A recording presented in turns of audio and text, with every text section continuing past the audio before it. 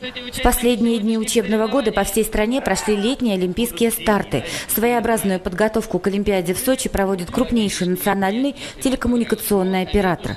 Кроме того, компания «Ростелеком» является генеральным партнером сочинских состязаний 2014 года. Нам не безразлично, что игры будут проходить в городе Сочи, но на самом деле большая часть населения, в том числе и детворы, она хочет ощущать этот драйв, ощущать причастность свою к спортивным достижениям, мероприятиям и сегодня, и здесь, в нашей даже Удмуртии. На летние олимпийские старты в санаторий-профилакторий «Связист» приехали воспитанники из 3 интернатов – Алнашского, Ижевского и Республиканского детского дома. Некоторые уже не в первый раз. Подобные состязания проводились зимой.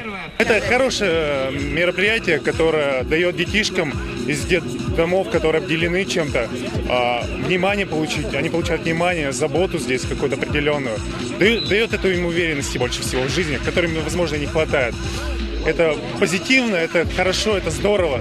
В летних стартах участвовал и 3-кратный чемпион мира по легкой атлетике, заслуженный мастер спорта России Анатолий Карепанов. Ребята не просто познакомились, но и посоревновались с известным на весь мир марафонцем. Руководители Ростелекома, я хочу быть благодарен, что они занимаются детьми.